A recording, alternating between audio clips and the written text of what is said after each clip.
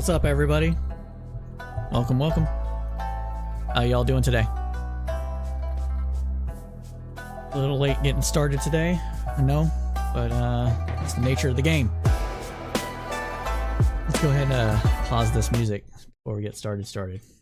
And give it a little bit of time for more people to join us, because we did start later than we were expecting. Because I was at lunch. Had to get lunch.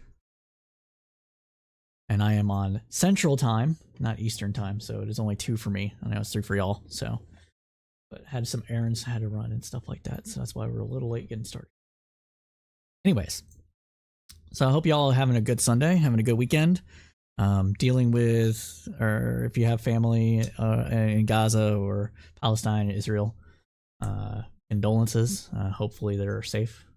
We will be talking about Israel, but we won't get into too much pontification about it. We'll just give some of the facts that are setting up and save the pontification for another day. But we will be talking about that later. Speaking of talking about that later, we are bringing back Cypher State. I know I've been saying that for a bit now, but it is going to happen. I have a vision for how I want that show to go, as well as other shows. It's just a matter of sitting down and getting to it, and we'll be doing that. So be sure to stay tuned for that. Those will not be streamed shows. They will be just podcast and produced episodes on our channel for YouTube, as well as wherever you get your podcast at. We're going to do it that way to give it more care and better quality for the kind of stuff that we're looking to produce. So be sure to be on the lookout for that. Backgrounds will probably change, among other things, as well. So, like I said, be sure to be on the lookout for that. Here a little bit. Also, reminder, on November 5th in Irving, Texas, between Dallas and Fort Worth, at the Modern Day Debate Con, I will be debating Sean Fitzgerald, aka actual justice warrior, on criminal justice issues and whether or not the left is soft, quote unquote, on crime. That should be a good debate. I have a background in criminal justice as well as he does, so we both are 2 people that actually know what the fuck we're talking about, rather than a bunch of people that don't. Ideologically speaking, we are diametrically kind of opposed on this issue. He fairly much thinks that every single issue that deals with criminal justice is mostly an issue of culture and or not punishing criminals enough, incapacitating them, getting them off the streets so they can't harm other people, etc. Doesn't really buy into the fact that poverty causes crime or any of that stuff. So we're going to debate all of that there live for Modern Day Debate Con. If you're in Texas or are going to visit Texas around that time, you can get tickets at their website, but it will be streamed live as well as posted on their YouTube channel as well. So there is that as well. But yeah, so without further ado, we're going to go ahead and get started in the show now.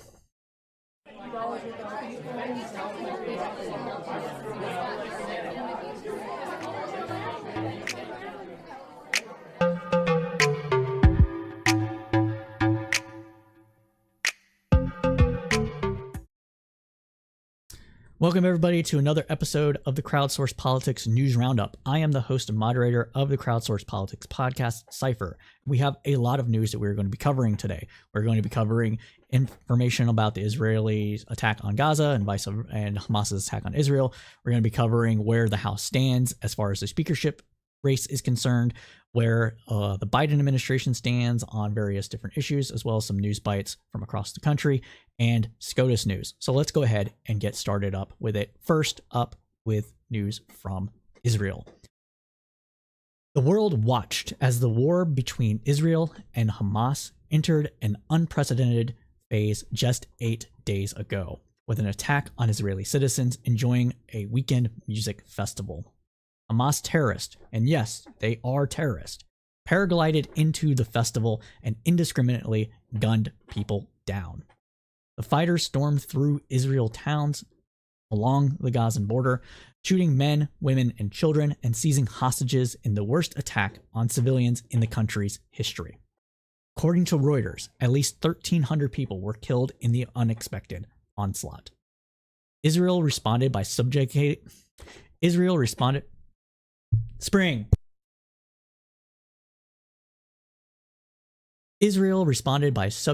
Gaza to the most intense bombardment it had ever seen, putting the enclave under the total siege and destroying much of its infrastructure.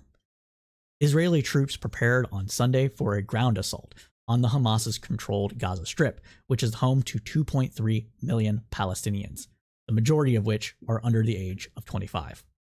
Gaza's authorities said more than 2,200 people have been killed, a quarter of them children, and nearly 10,000 wounded. Rescue workers searched desperately for survivors of nighttime air raids. 1 million people have reportedly left their homes. Israeli Prime Minister Benjamin Netanyahu's government told Lebanese militant group Hezbollah not to start a war on a second front as well. Netanyahu threatened the destruction of Lebanon if it did. Iran's mission to the United Nations warned late on Saturday that if Israel's war crimes and genocide were not halted immediately, the situation could spiral out of control and have far-reaching consequences. Both Hamas and Hezbollah are backed by Iran. Hamas's leader, Ismail Haniyeh, met with Iran's foreign minister on Saturday in Qatar. It is reported that they discussed the Palestinian group's attack on Israel and agreed to continue cooperation to achieve the group's goal, Hamas said in a statement. That goal, it should be noted here, that the Hamas is to liberate from Palestine from, I keep forgetting the thing.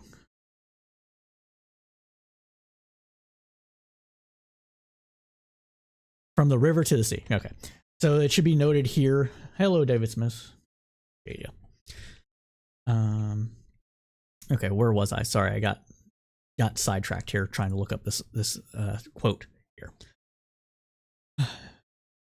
Okay, it's reported that they discussed the Palestinian group's attack on Israel and agreed to continue cooperation to achieve the group's goal, Hamas said in a statement. That goal is liberation from the river to the sea, often framed as expelling all Jews outside of Palestine. So it should be noted that that is not just a simple liberation of the Palestinian people, but also the destruction of Israel as a Jewish state. U.S. President Joe Biden and other world leaders warned against any country broadening the conflict, hence the deployment of the U.S. fleet to the Black Sea. And international organizations and groups urged calm and pressed Israel to allow humanitarian assistance to get through to Gaza. On Saturday, President Joe Biden called Netanyahu and discussed international coordination to ensure innocent civilians have access to water, food, and medical care. Biden spoke with Palestinian President Mahmoud Abbas, who stressed the urgent need to allow Biden also spoke with getting tongue-tied here. Biden also spoke with Palestinian President Mahmoud Abbas, who stressed the need to allow urgent humanitarian aid corridors in Gaza. Mahmoud Abbas has been part of the PLO and president of the PLO for many years, despite the fact that there has not been a robust election process within the PLO. Continuing on Friday, the Israeli military told residents of the northern half of the Gaza Strip, which includes the enclave's biggest settlement, Gaza City, to move south immediately. On Saturday, it said it would guarantee the safety of Palestinians fleeing on two main roads until 4 p.m. local time. Troops were massing as the deadline passed. Hamas told people not to leave, telling them that the roads out were not safe. And also, reporting from on the ground shows that Hamas itself was blocking exit from those roads. It said dozens of people were killed in strikes on cars and trucks carrying refugees on Friday, which Reuters could not independently verify. Israel says Hamas is preventing people from leaving in order to use them as human shields, which Hamas has denied. The only route out of Gaza not under Israeli control was a checkpoint with Egypt at Rafah. Egypt officially says its side is open, but traffic has been halted for days because of Israeli airstrikes. Egyptian security sources say that the Egyptian side is being reinforced, and Cairo has no intention of accepting a mass influx of refugees. Israel says that its evacuation order is a humanitarian gesture while it roots out Hamas fighters. The United Nations says so many people cannot be safely moved within Gaza without causing a humanitarian disaster. In other words, all the routes out of Gaza are closed, and Israel continues its plan to go in a ground invasion into the Gaza Strip. 2.3 million people are roughly stuck inside roughly stuck inside the Gaza Strip in a landmass that is only about 25 miles long and about 5 miles wide. This means that there is nowhere for them to go, and they are going to be punished for the actions of Hamas. Who is to blame for these crimes that are going to happen? Pretty much everybody. Hamas, Egypt, Israel. But we should note that the United States is buttressing both Egyptian militaries and Israeli military. So the United States is somewhat complicit in this as well, despite our calls for them to show restraint. President Biden, in his address to the nation, urged, and in private phone calls with Benjamin Netanyahu, for that matter, has urged the Israeli military to not commit war crimes. We will see in the next coming days whether or not those warnings are heeded, and whether or not there's any what's the best way to say that? Whether or not there is any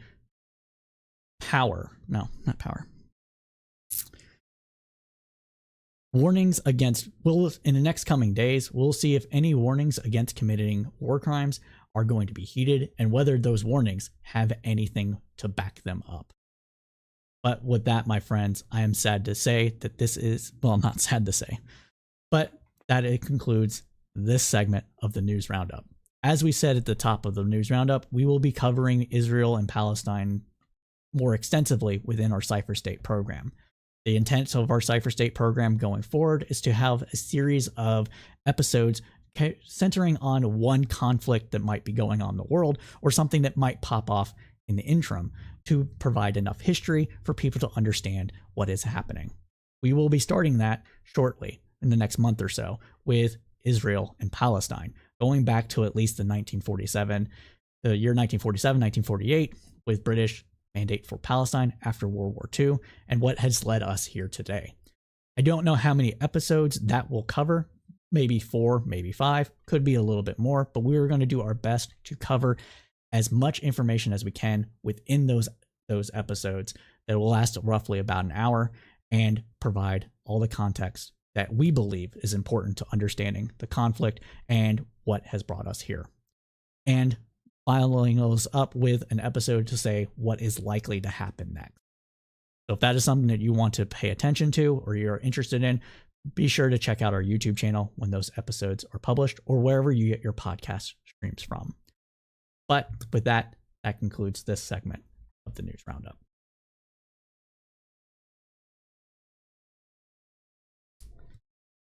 Okay, sorry about that. Let us now move on away from Israeli politics and as the tragedies that are happening within Israel and Palestine to U.S. politics and the clown show that represents.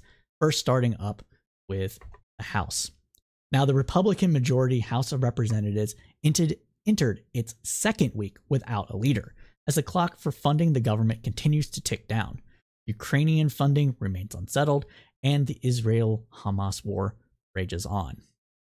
Per reporting from CNN, the House Republican Party is sliding deeper into disarray as it feuds over its next speaker. The previous speaker, Kevin McCarthy, was ousted on October 3rd in a move that appeared to shock nearly everyone in the caucus. Information can be seen on our episode about that above. The House hasn't been in session since McCarthy was voted out. Last Wednesday, GOP lawmakers selected Steve Scalise as their nominee for the job. That's second in line to presidential succession. The vote count was 113 for Scalise and 99 for Ohio Republican Jim Jordan by secret ballot in a closed-door meeting. But by Wednesday night, it was clear that the Louisiana Republican and current majority leader was struggling to garner enough support from his colleagues. And on Thursday night, Scalise was out after it became clear he would be unable to garner the 217 votes he needed to take the speaker's gavel. After withdrawing his nomination, Scalise said, quote, "Our conference still has time to come together and it is not there yet. There are still some people that have their own agendas. And it was very clear we have to have everybody put their agendas on the side and focus on what the country needs." After Scalise dropped out, the conference met behind closed doors again, and Jordan, the founder of the so-called House Freedom Caucus, emerged as their new nominee. This time, the secret ballot tally was 124 for Jordan and 81 against. He gained only 25 votes in the interim between Scalise's being nominated and subsequently dropping out. In other words, the Republican conference is still deeply divided along lines of MAGA and the extreme version thereof, and moderates to liberal-esque Republicans. And so we are going to see, as we said in our video on the fight for speaker, that this could take some time, even though that Trump has backed Jim Jordan in that fight. Now, after nominating Jordan, the conference took a second secret ballot vote to gauge support for Jordan as the nominee. On this vote, Jordan came away with 152 votes for him and 55 against, far short of the 217 he would need in a formal vote on the House floor. Unless something changes, it appears that Jordan can expect about a quarter of his fellow Republicans to oppose him in a floor vote. Following that second vote, lawmakers broke for yet another long weekend with few signs of what would come next. Representative Mark Alford, Republican of Texas, told CNBC News that they would hold a floor vote on Jordan's speakership this coming Tuesday. But as members departed the Capitol complex, next week's schedule was still in flux. The lower chamber is effectively in a state of paralysis, unable to move forward with urgent business until a House Speaker is chosen. The leadership vacuum in the House leaves Congress unable to respond to President Biden's calls for lawmakers to take urgent action on security assistance for Israel as well as for Ukraine. It continues the grinding counteroffensive against Russia, as well as Ukraine, while it continues its grinding counteroffensive against Russia. Let me say that again. As well as Ukraine, as it continues its grinding counteroffensive against Russia. And Congress will need to pass spending Congress will need to pass spending legislation by November 17th in order to avoid a government shutdown. GOP lawmakers floated several plans Friday morning to resolve the impasse, but it is unclear any of those proposals could muster the votes needed to make them a reality. Representative Dan Muser of Pennsylvania told Newsmax he would propose a Scalise-Jordan leadership team. Whatever that means. It's very strange here. Like, they can't share the gavel. So what are they going to do? Enter into some grand bargain between Republicans? That's very weird, in my opinion. Let's be real. Like, no. Continuing on, though, Representative Tom McClintock of California is pushing. Continuing on, though, Representative Tom McClintock. Okay. Continuing on, though, Representative Tom McClintock of California is pushing to reinstate McCarthy. Jordan reportedly has spent the weekend trying to unite colleagues from the deeply divided House GOP around his bid ahead of the House floor vote. Overwhelmed and exhausted, anxious GOP lawmakers worry their House majority is being frittered away to countless rounds of infighting. Some don't want to reward Jordan's wing at all, which sparked the turmoil. Quote, "If we're going to be the majority party, we have to act like the majority party," said Representative Austin Scott, who passed a last-ditch challenge to Jordan. Certainly, Jim Jordan is not what anyone would consider an influential lawmaker. In his 17 years in Congress, he hasn't authored a single piece of legislation.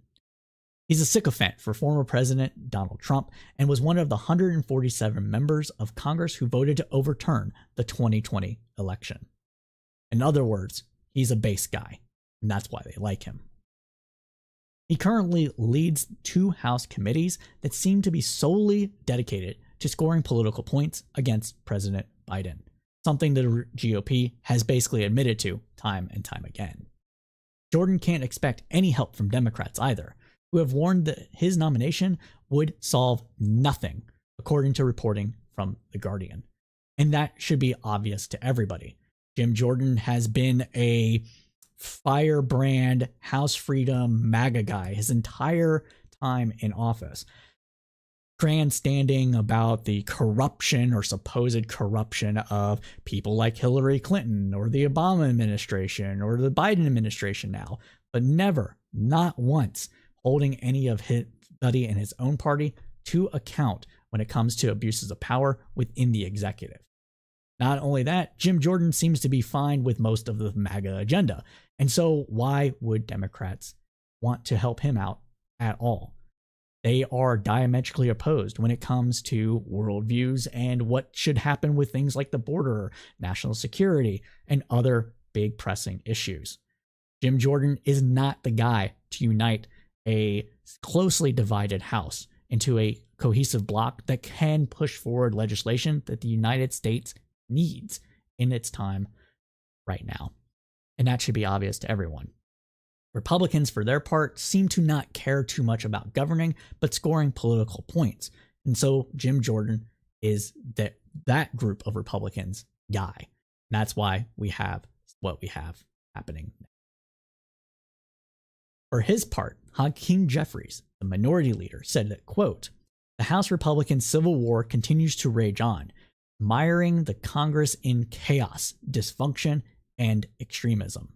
House Republicans have chosen to triple down on the chaos, triple down on the dysfunction, triple down on the extremism. They have selected as their nominee to be the Speaker of the People's House, the chairman of the Chaos Caucus, a defender of dysfunction and extremist extraordinaire." Jeffries of New York continued to call on moderate Republicans to break with the extremists and form a bipartisan coalition. Quote, "We are ready, willing, and able to do so," Jeffries told PBS News. Continuing on, he stated, quote, "I know there are traditional Republicans who are good women and men who want to see the government function, but they are unable to do it within the ranks of their own conference, which is dominated by the extremist wing, and that's why we continue to extend a hand of bipartisanship to them." Which makes sense. Like we reported last week during the speaker fight stuff that we're talking about now, the likelihood of a grand coalition is still pretty thin, but the longer this drags out, the less Republicans unite around a single speaker, the more that hubris within the conference of people saying, "The American people want me," the more likely that 10, 20 Republicans or so might break away and be like, "Look, I'm done. Like, we're not going to get anything. The Republican Party is in disarray. It's dysfunctional. There's nothing that can be salvaged here. I will give up my own seat in Congress as a self-sacrifice to just get the country to keep moving along, especially as we enter crisis after crisis after crisis." It is still a slim possibility. It is my opinion that the Republican conference will eventually come together and elect someone for speaker, because at the end of the day, they dislike Biden and Democrats more than they like to govern and get things that their constituents want. Because a win for Biden is ultimately a loss for them in the near and to slightly longer term. So don't expect the West Wing stuff that us political heads really want to happen. We're not in the era of Reagan. Tip O'Neill is not leading the House right now. Tip O'Neill from Democrats are not leading the House. Who's leading the House is a cadre of sycophants that are all looking in order to bolster their own egos and their own internet fame to get more donor money from their constituents and the basest of the base of their party, as well as billionaires and millionaires that fund them on the local level. They do not care about the governing process. They care about their own egos and their own desires and whatever kind of things they can get out of the Republican Party that their base wants. And we'll talk about more about that in a little bit when we talk about the fact that the military has a lack of leadership right now due to some of those very things. Make no mistake about it. This is what's going on. And it's stupid. It's hurting the country right now, and it is making America look weak in the eyes of its allies and enemies. Republicans want to say that Joe Biden is the reason why all these things are happening on the international stage. It's why Hamas attacked now. It's why Ukraine is happening. It's because they think Biden himself is the weak one here. But a house divided cannot stand. And that is primary issue here. Continuing on, though, according to reporting from Salon, the growing public frustration with a Congress causing... According to reporting from Salon, the growing public frustration with a Congress causing real suffering in the country may persuade enough Republicans from Biden-won states to compromise and elect Democrat Hakeem Jeffries as Speaker. Again, it's a very thin possibility for this to happen. Very thin. The need for congressional functionality in a world riddled by crises, as I just said, in the Middle East and Ukraine, could also add momentum for just such an improbable development. This is still considered to be a long shot at best, though the longer the fight to elect a speaker, the more likely such a compromise may become a reality. Only 5 Republican House members would need to align their speaker votes with the 212 Democrats to break the deadlock and elect Jeffries as Speaker. 18 Republican representatives were elected from districts won by Biden. 2 from New York, Mark Molarano and Mike Lawler, previously admitted they would consider working with Democrats to solve the budget deadlock. But where does this all stand right now? In reporting from The Guardian, America's closest allies in the Middle East are reeling from what many call the 9/11. Where do we all stand right now? Well, in reporting from The Guardian, America's closest ally in the Middle East is reeling from what many call its 9/11, and a humanitarian disaster looms in Gaza. Winter is approaching Ukraine, which needs urgent supplies to maintain its counteroffensive against Russia. From China's expansive ambitions to coups in Africa to the climate crisis, the world is crying out for leadership. But on Capitol Hill in Washington, Republicans simply cannot find one. Such petty bickering, grievances, and vendettas might typically fascinate seasoned Washington watchers, but be met with shrugs by many Americans and indifference overseas. This time, however, is different. The ripples of Republican dysfunction could soon be felt across the troubled world.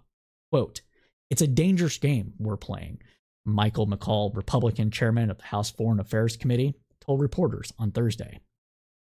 Continuing on, he stated, quote, "It just proves our adversaries right that democracy doesn't work. Our adversaries are watching us and Israel is watching. I'm going to remind my colleagues about how dangerous this is. If we don't have a speaker, we can't assist Israel in this great time of need after that terrorist attack.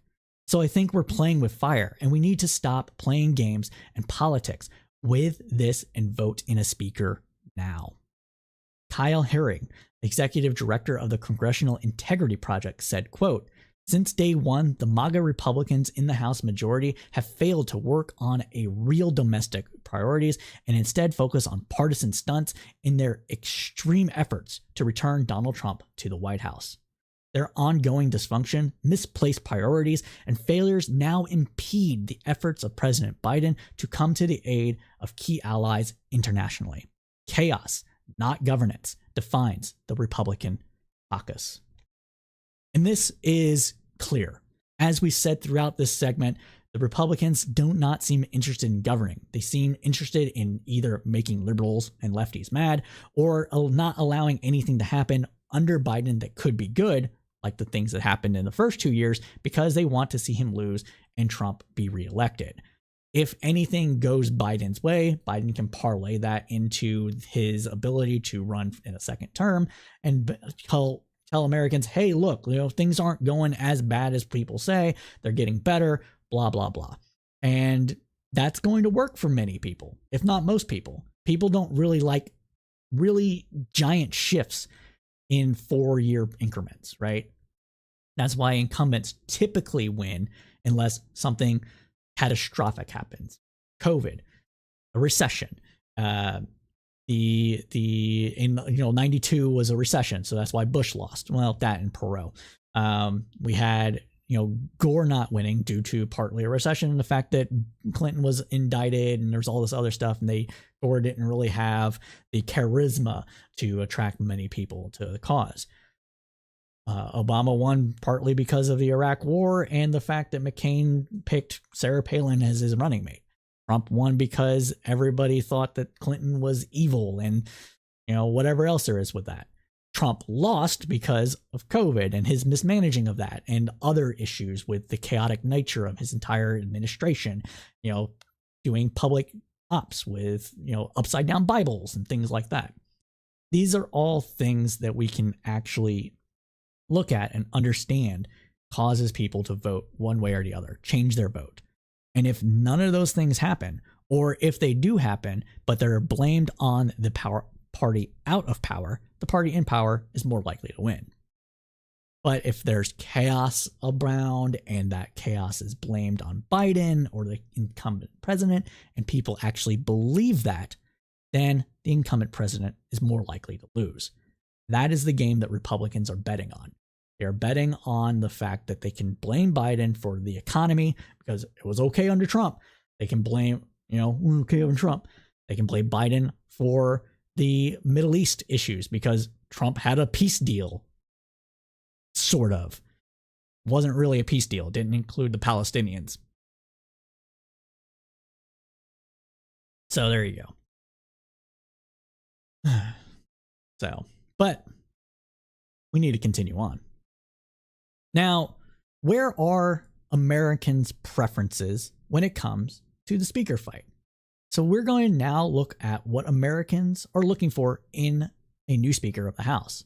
This is based on YouGov poll of 1,500 people over the period of October 8th to October 10th. Going over to this graph now. All right. Let's see. Nope. There we go. Oh, I'm in the way. Do that. There we go. All right. And put me over here. What the heck?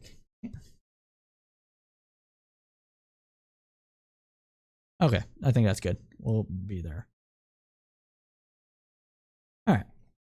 So about 47% of Republicans say they want the next speaker to be more conservative than McCarthy. More conservative. About just 8% say they want the next speaker to be less conservative than him. And 23% say they want the next speaker to be about as conservative as McCarthy. In other words, a lot of people within the Republican Party that consider themselves to be Republican believe that McCarthy was essentially a rhino.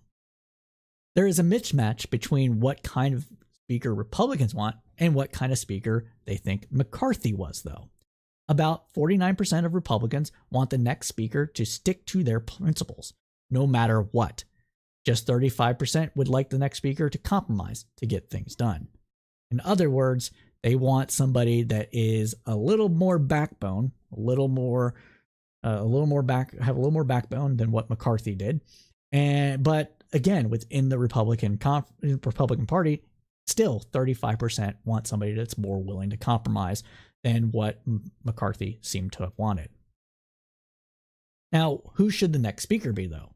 So about a third, 31% of Republicans and Republican-leaning independents supported Republican Representative Jim Jordan of Ohio. So here we go.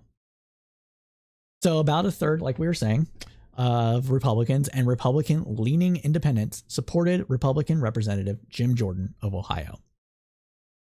Representative Steve Scalise got the support of just 8%. 1 in 5, 19, say Donald Trump should be the next speaker. Seriously? I'm going to bring it back to me now because you guys can see this and it's going to look better if I do this. I might actually just re-record this.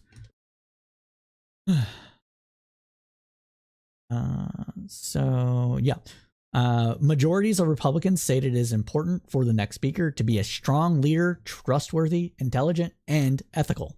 About half say it is important for the speaker to be experienced, and just 40% name being very conservative as important. Just 22% say that being loyal to Trump is important. So showing that a little bit of Trump shine coming off here a little bit. The conflict over the speaker fight has highlighted Republican disunity as well. By 46% to 15%, Americans say the Democratic Party is more united than the Republican Party. 72% of Democrats and 28% of Republicans say the Democratic Party is more united as well. So that is where we're at with the speaker fight. So as we can see with the speakership here and everything that's going on, even among the Republicans, they're not really liking what they're seeing from out of the Republicans in the House.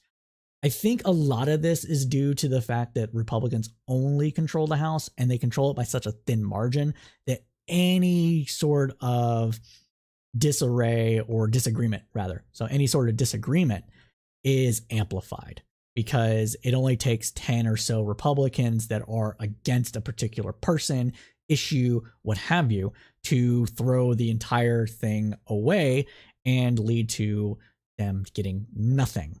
And so that is showing that they are feckless, that they're not united, that they aren't being able to get anything done. And that is giving a lot of people the appearance that the Republican Party, at least, is not doing what they want because of how thin it is. And then there was the slew of wins that Biden was able to get between 2020 and 2022 before the Republicans took over the House, that showed that even when they had a little bit of leverage, or at least they thought they had a little bit of leverage, they were still getting things that were still happening that they didn't want, whether it be somebody getting appointed to a judgeship or a position within the Biden administration, money going to maybe Ukraine, going to Israel, going to other different places. These are things that a lot of Republicans in the base do not want. And so why support any of them? If even when you have the House, you're Biden's still getting things that he wants. You know, they want to see, they don't necessarily want to see it grind to necessarily a halt, but a lot of them do. So that's where we're at. But my friends, that concludes this segment of the News Roundup. But we still have a little bit of information that is about the House. And we're going to return now to everybody's favorite grifter, George Santos. Yes, he is back in the news, and it is for the same thing, except new revelations about those same type of things. Let's get into it here. So the Hill reported that the New York Republican representative, George Santos, was charged with 10 new criminal counts this week for allegedly inflating his campaign for allegedly inflating his campaign finance reports and charging donors' credit cards without authorization. Oh man, this is hilarious. Okay. We're gonna pontificate on it in a bit, but it's just really funny. It's sad. It's funny in a sad, sort of pathetic. Why would they do this? How did you think he could get away with this sort of way?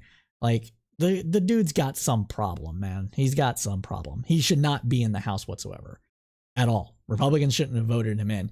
If they bothered to pay attention to the mainstream press in the area that he was in, they might not have actually voted him in.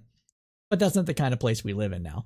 We live in a world where a person that's just charismatic enough that can say the right things to a base in the primary can wheel and deal his way in by just promising everybody everything that they want to hear.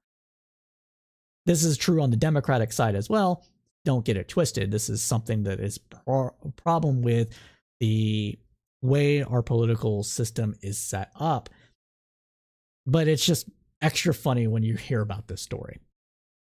Now, Santos has previously pled not guilty to a 13-count indictment. The new charges will bring the total to 23 counts.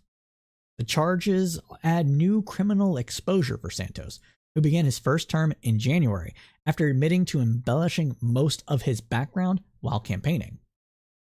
Now, we've reported on this before. It's not just embellishment. He flat out lied about his family's history, a lot of different running dog charities, like just a slew of things. If you want to check it out, you can find it above. Now, the additional indictments, though, come days after Santos's former campaign treasurer, Nancy Marks, reached a deal with prosecutors. Marks pled guilty to conspiring with then candidate to carry out a scheme prosecutors are dubbing the Party Program, in which the duo committed fraud on Santos's campaign finance reports. The scheme was meant to ensure that Santos and his campaign qualified for a national party committee program that would provide financial and logistical support to Santos's bid for Congress. To qualify though, Santos had to show his campaign raised at least $250,000 from third-party contributors in a single quarter. After failing to qualify for the program in October of 2021, an agent of the National Party Committee told Santos that the only driver that matters is raising $250K, according to the indictment. Santos allegedly replied with, "We are going to do this a little different. I got it." Santos and Marks agreed to falsely report to the Federal Elections Committee, the FEC, that at least 10 family members made significant contributions to the campaign, despite knowing that they had not. Quote, "The defendant, George Anthony DeVolver, Santos, and Marks knew that none of these reported contributions were true," the indictment reads. Santos also falsely reported to the National Parties Committee and the FEC that he loaned his campaign $500,000, an impossibility since Santos had just $8,000 in his personal and business bank accounts. The second alleged scheme involved Santos stealing the identities and financial information of contributors to his campaign and charging their credit cards repeatedly without authorization. This is the funny shit. The new charges comprise one count of conspiracy to commit offenses against the United States, 2 counts of wire fraud, 2 counts of making materially false statements to the FEC, 2 counts of falsifying records submitted to obstruct the FEC, 2 counts of aggravated identity theft, remember the identity theft bit, and 1 count of access device fraud. Buron Peace, U.S. Attorney for the Eastern District of New York, said Santos is accused of, quote, "stealing people's identities and making charges on his own donors' credit cards without their authorization, lying to the FEC, and by extension, the public about the financial state of his campaign." Santos falsely inflated a campaign's reported receipts with non-existent loans and contributions that were either fabricated or stolen. The office will relentlessly pursue criminal charges against anyone who uses the electoral process as an opportunity to defraud the public and our government institutions. Now, let's talk about this. So here is what Santos did, okay? There was at least one person who gave Santos access to their credit card to charge a particular thing. I don't remember the exact thing that they wanted to charge. I think it might have been like, rather than giving $2,500 to the campaign and have that paper trail and everything, he's like, here's my credit card, go buy a new suit or something. It wasn't a suit, but you get the premise here. And instead of doing that, he racked up $40,000 in charges. And he did that multiple times. People that donated to his campaign directly, that provided his campaign with their credit card information, he stole money from them. He charged up shoes, stuff for his dogs, a lot of different stuff. A lot of different things. He charged that to the people that supposedly were donating directly to his campaign and just ran their credit cards. You know that concern you have anytime you read your credit card over to somebody on the phone? You're like, man, will this person just write my credit card information down, my zip code, my credit card number, the security code on the back of it, right? The security code on the back, like all that stuff, right? You're worried about them taking that information. Well, that's what Santos did. That's how stupid this whole thing is and how funny it is. He just ripped their credit cards from them and then acted like he was them and bought all sorts of designer clothes, sunglasses, everything. Remember, he had those Ray-Ban glasses, those ones that looked a little custom. Yeah, he was doing shit like that. So that's where we're at. That's where we're at. So, but we got to continue on to wrap this up a bit. So in May, the embattled lawmaker pleaded not guilty to the 13 federal charges connected to separate accusations that he misled campaign donors, fraudulently received unemployment benefits, and lied on financial disclosures. Since the original indictment, 2 of Santos' former staffers have faced charges as well. In August, Samuel Meal, Santos' former fundraiser, pled not guilty to 5 charges over accusations he impersonated a top aide to a member of the House leadership while soliciting contributions for Santos' campaign. Mark struck the plea deal with the prosecutors earlier this month. And according to according to Politico, the 5 of New York's vulnerable first-year House Republicans sponsored a resolution Wednesday to expel colleague Santos 5 months after they joined the conference, in effectively voting down a measure to do so in May. The move aims to head off expected Democratic attacks again next year that will try to use Santos's troubles as an albatross in critical House seats in the state.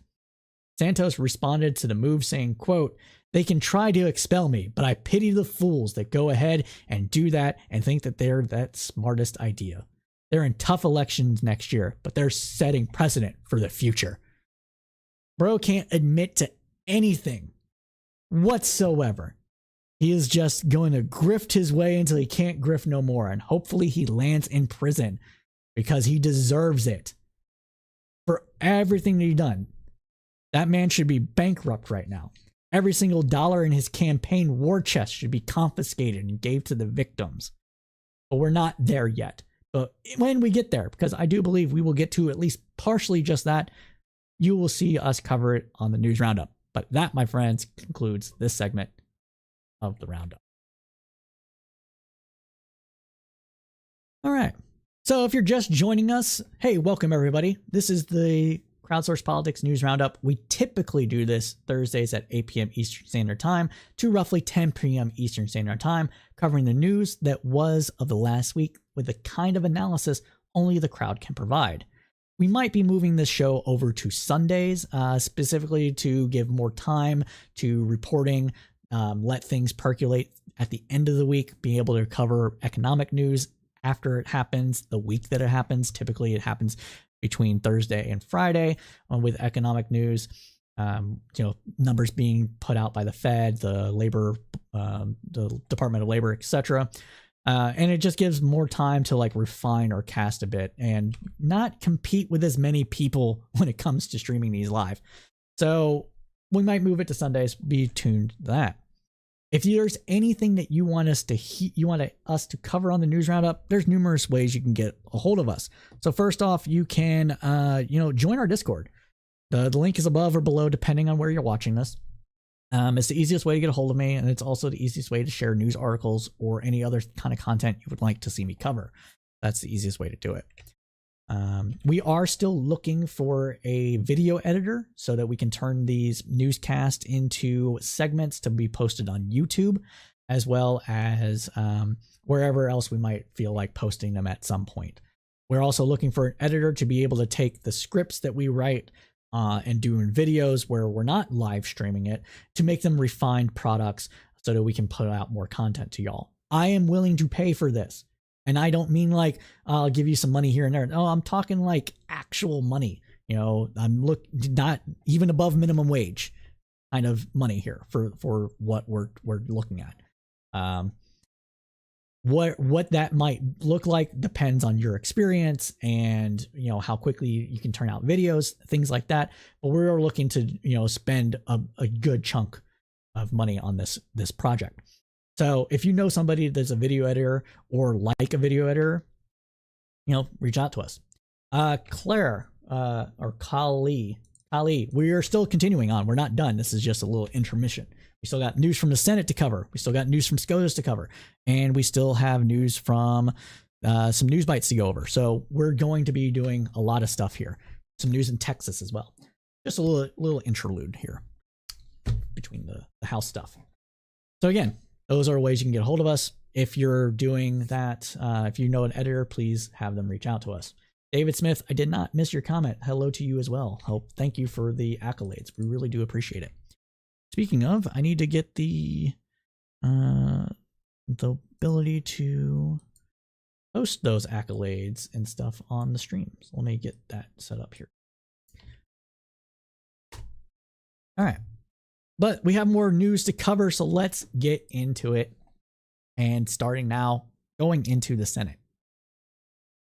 As we said earlier in this cast, there is stuff that is happening within the Biden administration that's being held up by the Republicans in the Senate that is leaving us vulnerable. And that we are talking about is lack of Senate confirmations that threaten our national security. And these are done primarily by a few Republicans. Actually, all of them are being done by Republicans. Let's get into it again. So there's apparently some confusion about why so many positions. Apparently there is some confusion about why so many. There's apparently some confusion about why so many positions in the Biden administration remain in interim status, as evidenced by the report this week from Fox News, which we will turn over to now. Happened. Oh, that's too low. Hold on. That's turned up all the way. No way for me to turn this up. Let me know if it's too low for y'all, but we'll learn how to play it. Happened. He has set the tone for a lack of response, lack of Senate-confirmed elected officials, because at the time of the attack, the United States had no confirmed ambassadors to Israel, to Kuwait, to Oman, to Egypt, and more. The top human rights envoy position, the Assistant Secretary of State for Democracy, Human Rights, and Labor, that has been unfilled for the entirety of the Biden administration. USAID has not had a top Middle East official in nearly 3 years. So whatever we hear from Biden in an hour, note that those in place are not in contrast to maybe public position. We are well equipped and will lead a response worthy of these atrocities. I wonder who, because the people in those positions are interim. They are not equipped and they are not Senate confirmed. And the happened. Okay. So why aren't they a Senate confirmed? Well, let's get into the vacancy, shall we? So to be clear, the fault is not with President Biden, as Politico reported this week. Instead, the responsibility lies completely with Republican senators Among them, Alabama Senator Tommy Tuberville and the junior Republican senator from Texas, the ever-lovable Cancun-fleeing Ted Cruz. The military blockade put in place by Tuberville in protest of the Pentagon's abortion travel policy includes 2 picks for the Joint Chiefs of Staff and officers leading U.S. forces in the Middle East. To give a brief recap of what Tuberville is complaining about, essentially, the Pentagon said that they would pay for travel for service members seeking abortion services in states that have limited or eliminated the access to abortion. The reason being is because these service members' lives are actually put at risk by these changes of law, not because they are seeking an elective abortion procedure, but because the procedure to get in to vacate a dead fetus out of a womb is the same procedure that is an abortion, and these laws in these states have put those women's lives at risk. So the Pentagon said that they'll cover that cost, since the DoD does not provide the services in-house. Because why would they provide the services in-house? You're in the United States of America, where you can go to a private hospital and get those things. There's no reason for the military to have it trained up on it. So that's why we have it here. That's why these things are happening. Not every base that exists within the country has its dedicated medical personnel. You know, if you are a recruiter in Indiana, there isn't a major if you're a recruiter, say in Indiana, there isn't a major military U.S. base in Indiana that you could go to get this procedure that you may need. So you'd have to travel out of state. And the closest state to do that to would be Illinois, because Ohio has stricter anti-abortion laws than Indiana does. So that's where we have this. That's why they're doing this. It is dumb. Now, at the same time, though, 3 of President Joe Biden's picks to be ambassador to the Middle East countries and his pick for the State Department top counterterrorism job awaits votes in the Senate as the confirmation process sputters. Cruz is on record holding up the counterterrorism official, and other unnamed senators are holding up other diplomatic nominees. Pentagon officials who briefed senators Tuesday on Israel's crisis specifically pointed to the 9 senior military positions responsible for the Middle East that are facing disruptions due to Tuberville's holdouts. So one man pissed off about all sorts of bullshit is making the world less safe. Let that sink in. One man. That's how much power a single senator has in a highly divided Congress, highly divided Senate. It's almost like our institutions weren't built very well. I mean, they were built well, but they weren't built for these kind of things, right? They existed for norms that are being just eaten away at every day for the last 8 years or so. It's dumb. It's really dumb. Now, Tuberville said on Sunday that he isn't backing off his hold despite America's closest ally in the Middle East going to war, insisting Democrats confirm each nomination individually until the Pentagon drops its policy of reimbursing troops for their travel costs to obtain abortions. The nominee for U.S. ambassador to the nominees for U.S. ambassadors to Oman, Kuwait, Lebanon, and the State Department's counterterrorism coordinators all await votes on the Senate floor. Senate Foreign Relations Chair Ben Cardin, Democrat of Maryland, set a hearing for Jack Lew, who is the nominee to be U.S. ambassador to Israel, for October 18th. The more than 300 promotions on hold include Biden's pick to lead the Navy and the Air Force.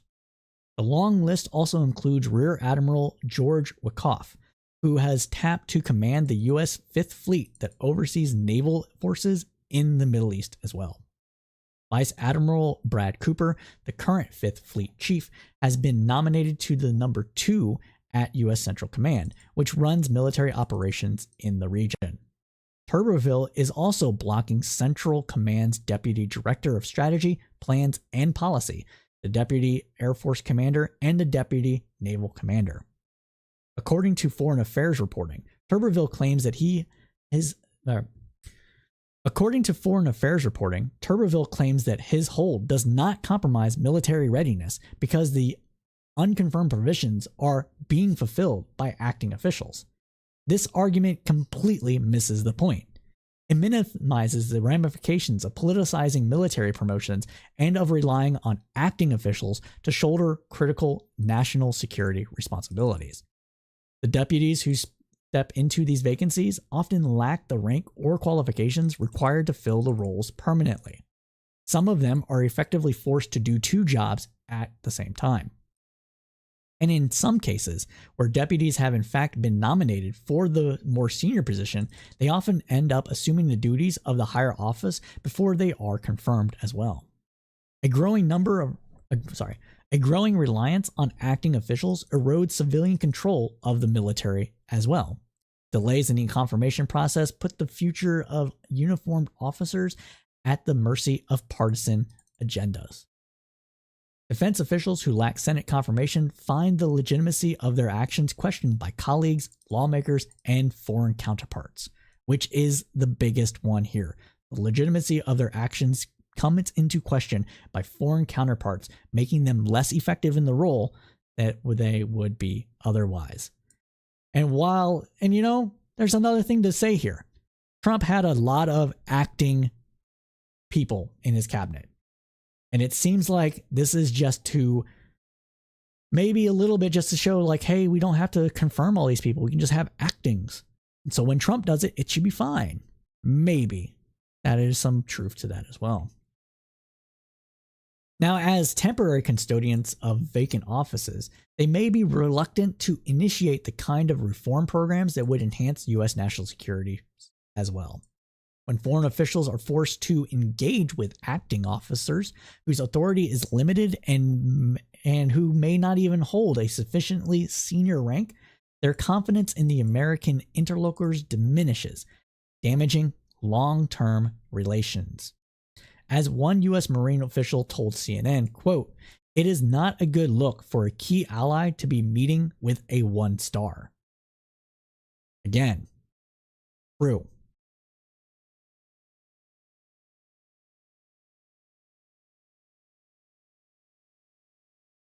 And the office of the U.S. military representative to NATO has been empty since May, for example, even as the war in Ukraine rages on. A protracted vacancy in such an important role impedes Washington's ability to carry out its foreign policy objectives.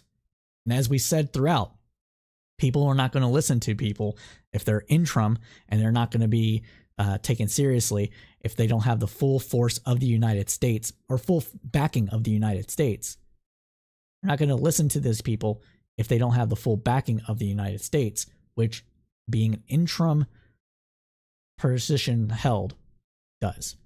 But that concludes this segment of the News Roundup.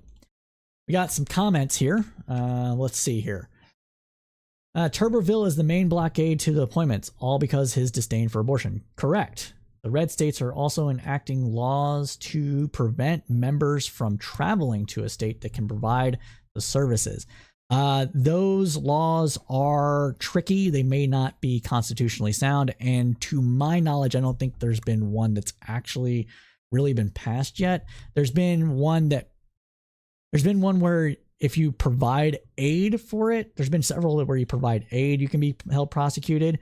But yeah, I don't know if those laws have actually gone into effect. I can't speak to that. And then David Smith also said, what happened to personal choice and responsibility? Yeah, that goes out the window when you believe abortion is murder. So that's why they don't actually care about that stuff. All right, at least in this regard. All right, let's continue on though. Let's continue on with some news. Now we're going to move on to what's happening within the Biden administration itself. So according to reporting from NBC News, officials in President Joe Biden's administration have privately told lawmakers that the White House is preparing a supplemental funding request to submit to Congress. The request will include money for Israel, Ukraine, Taiwan, and U.S. border security, according to two congressional officials an administration official, and a defense official. In other words, they're going to try to put all of this funding into an omnibus sort of bill to try to get them all through Congress, giving people that are maybe anti-helping Ukraine stuff with, hey, we're going to help Israel, border wall, help Taiwan, right? In order to prevent any one Republican possibly mucking up the works there. So that's what they're hoping for. Now, administration officials have said that the request would aim to address the strain that providing additional military support for Israel, Ukraine, and Taiwan would put on the Pentagon stockpiles by asking for money to build more weapons. Like we said on this program, like I've said elsewhere, if you have a little bit of money and you want to invest it and get a quick buck, defense contracting, man, buy some stock from BlackRock or Northrop Grumman and all those other places. What is it, Raytheon? Buy some of those stocks and you might get a quick buck. Just saying. The White House. Let's see what else here. Biden's National Security Advisor Jake Sullivan said Tuesday that the Office of Management and Budget is drafting the supplement request. The White House and some key lawmakers have been discussing linking Ukrainian and Israeli aid as well. House Foreign Affairs Committee Chairman Michael McCaul, Republican of Texas, has said he's open to a package that includes aid for Israel, Ukraine, and Taiwan, as well as funding for additional security at the U.S.-Mexican border. In other words, everything gets put together in a package so nothing fails. While a lot of Republicans are like, we can vote it one at a time so we don't have to get everything. That's not the way Congress works, dude. You knew that going in. You might want to vote on individual aid packages, but there's always horse trading. And we can't trust you to vote on one and then, hey, if we give you this one, you vote on, you're going to vote on the next one. Yeah, we'll vote on the next one. We can't trust you to do that anymore. So they're going to be all stuck together. Now, in that supplemental funding request, there is going to be a request for increased money for border security. And with that, it seems that Biden has been building more walls. What gives, Biden? What gives here? Well, the Biden administration is building a new barrier along the U.S.-Mexico border, according to reporting from USA Today. Amid surging migration, the Biden administration is bypassing 26 federal laws, including environmental restrictions, to build a new section of the border wall in South Texas near the Rio Grande Valley. Near the Rio Grande River. Sorry, let me say that again. Let's see. Amid surging migration, the Biden administration is bypassing 26 federal laws, including environmental restrictions, to build a new section of the border wall in South Texas near the Rio Grande River. The additional barriers, as well as new roads in Starr County, Texas, in the Rio Grande Valley, will be paid for by funding approved by Congress in 2019 during the Trump presidency. As a 2020 presidential candidate, Biden vowed to not build another foot of a border wall that Trump has for years been made the focus of his efforts to stop illegal immigration. Biden said Thursday that he has had no choice because Congress did not agree to cancel the funding approved in a 2019 law before he became president. That's a little bit of a cop-out. No. He could refuse to build it, make Congress require him to, make the courts require him to, delay it to the point where there might be stuff. Like, he doesn't have to do this. That's a bit of a cop-out. Well, let's hear him out. So the money was appropriated for the border wall. I tried to get them to redirect the money, Biden told reporters. But they didn't. They wouldn't. In the meantime, there's nothing under the law other than they have to use the money for what it was appropriated for. I can't stop that. I've said on this program repeatedly that liberals typically don't like it when presidents abuse their authority. And Biden's kind of going along with that here, where he's like, I can't do anything about it. The money has been appropriated. I have to do it. You can delay it. You can't reappropriate it. That would be an abuse of authority, but you can simply be like, we're not building it right now. We have to do other stuff, other priorities. And again, delay it until you can change it. But there's a little bit of truth to this. A little bit of truth. It also helps bolster his entry into 2024, especially with a lot of liberals and Democrats, looking at what's going on in other cities and saying, oh, I don't want that there. I don't want that here. Maybe we should build more wall. That's where a lot of people are at. A lot of people are at this. Us liberals and left-leaning people who are a bit more, we'll say, accommodating towards immigration are not the majority of people necessarily, especially in districts that might be swing districts or in states that might be swing states. And so there is a political reality that we all have to deal with, which is why we shouldn't allow more, well, not allow, but which is why we should stop and try to stop more Republicans from getting in office and try to get more Democrats and left-leaning people into office. Well, let's continue on. Asked whether he believes a border wall is effective, Biden responded, no. In June, U.S. Customs and Border Protection announced the construction of a 20-mile barrier with steel bollard panels. The funding will come from $190 million remaining from a pool of $1.38 billion Congress approved in 2019 for fencing in the Rio Grande Valley. Apprehensions at the U.S.-Mexico border are on the rise again after initially dropping sharply in May and June, after the Biden administration launched a new policy requiring migrants to first seek protection in Mexico. Mexican President Obrador Almo criticized the wall expansion as he prepared to meet with Secretary of State Anthony Blinken in Mexico City. Quote, "This authorization for the construction of a wall is a step backwards," he said, according to Reuters, adding that, quote, "doesn't solve the problem of migration. The causes must be addressed."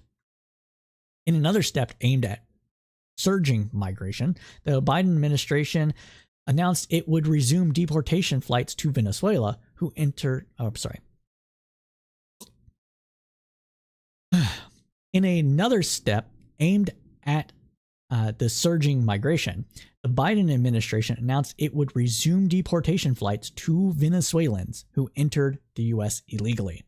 Officials said that it follows an agreement with the Venezuelan government to accept Venezuelan nationals who fled their country. So we're really at this kind of impasse, so to speak, when it comes to immigration, because there is not a lot that can be done without Congress authorizing it, without Congress changing laws. Biden can tinker around the edges, makes things a little less cruel, make things a little more cruel, whatever the case may be, however you view this or what he's done. For example, requiring people to first apply for asylum in third-party countries. Third-party countries being countries that the migrants pass through that might be safe for them to actually seek asylum in, or refugee status, whatever the case may be. But a lot of this has been struck down by the courts, or simply not really the authority that Biden has to do the things that people want. Title 42 is no longer tenable. Okay, we're no longer in a pandemic, or at least no longer in a pandemic for anybody cares to call it a pandemic. Yes, COVID's still around. It's endemic. It's not going away. There's still issues with COVID. Some people might still consider it to be a pandemic, but we're not there anymore. We're out of the worst of it because of vaccines and the like. So can't really utilize Title 42 anymore to just quickly expel migrants, even though Republicans want to, on the one hand, say we shouldn't have ever had a public emergency for COVID, but we need it for the border with COVID authorization. It's nonsense. It's not cohesive. Okay, so it doesn't really work. Not only that, what we also have here is the fact that Congress has not authorized the president to do a lot of the things that he was trying to do, such as making migrants first apply for asylum in third-party countries, like we said, but also within the countries that they're from, or remain in Mexico policy, right? Without Mexican government buy-in for the remain in Mexico policy and providing security on the other side of the border to prevent people from crossing in, it's not going to work, right? So that essentially created this giant backlog. As soon as AMLO said that he's no longer going to follow the deal him and Trump made, whatever that deal was exactly, to have a remain in Mexico policy, then we're not going to have it anymore. So we can't rely on that anymore either. And there's other things like quick expulsions. A lot of these people cannot be quickly expelled. So that's why we have this stuff that we have happening, where we have, they're entitled to a hearing. Well, without funding from Congress, we can't hire more judges to help with the backlog. So we have a backlog from anywhere between 5 and 14 months for a person to have their first hearing. There might be multiple hearings for a single asylum case. And if it's going to take 5 to 14 months, there needs to be something done in those 5 to 14 months that allows them to still, kind of operate within the country legally. Now, Republicans might want to just lock them up. What would that do? You want to build temporary prisons to house all these people that are seeking asylum instead of hiring more judges to get through the process quicker? Really? Hey, thanks for the subscription, Rob. Appreciate you. Thanks. That's good. Appreciate you, man. But like I was saying, like we have all these things that Congress needs to do, but is not willing to do them. And so we are in this really bad limbo state of half things that we have around immigration. We have these half measures that aren't helping anybody, and it's just what it is, man. It's just what it is. So until Congress gets off its ass and actually decides to do comprehensive immigration reform, expect these problems to continue. Maybe not at the levels that they are, because the levels are where they're at because of delayed entry into the United States due to COVID, due to remain in Mexico policy, increased push policies out of Central and South America that are increasing the desire to emigrate to the United States to get away from cartels, failing governments, etc. Some of these stuff will subside over time, regardless of what the United States does. But those are things the United States cannot control and have created a surge. So that's where we're at with immigration. So I wouldn't expect to see this go anywhere anytime soon, absent some authoritarian crackdown that some Republicans might want. And if you don't want that, don't help them stay out of office.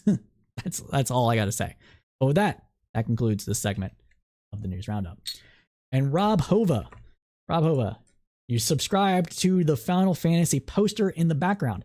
Well, my friend, that actually is the actual game. So I actually have Final Fantasy 1 sitting on my desk. The poster is that game that used to be on my shelf when I took the image to project it behind me, because it's actually to my left here. So little camera magic for you as well. Been collecting some stuff recently. So I was able to I have this one though because my dad owned it for his passing. Cool. Sorry, I'm 0 for 2 with your TOS. I don't know what TOS. I don't have Twitch open. Twitch chat open. Let me check that out for you real quick.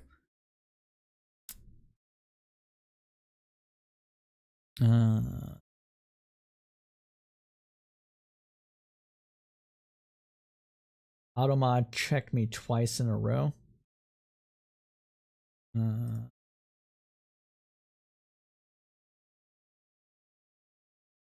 Okay, what did it restrict though? Let's see what it restricted. Followers, non-mod chat delay. Yeah, I need a person to actually help with moderating because I don't know how to do any of this stuff. I just basically have have the auto mod on still. Yeah. Did you try to share a link? Links are blocked, I think. So, but I'll figure it out later. I'm sorry. Shield. Yeah. Followers only for 10 minutes. No, it was definitely curse words. Oh. Auto mod level 4. What? I'll go in and turn it down.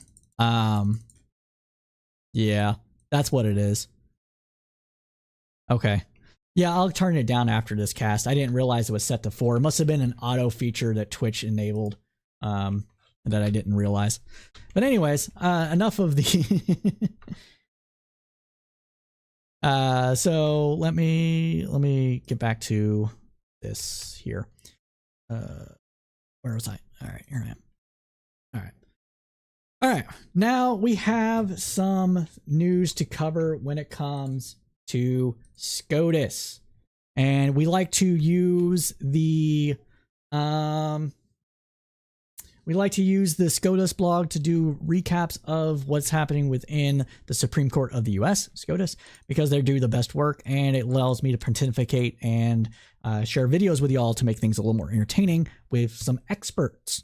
So let's go ahead and move over to now with an ADA case and the Consumer Protection Financial Bureau case starting up first here, again, from SCOTUS blog.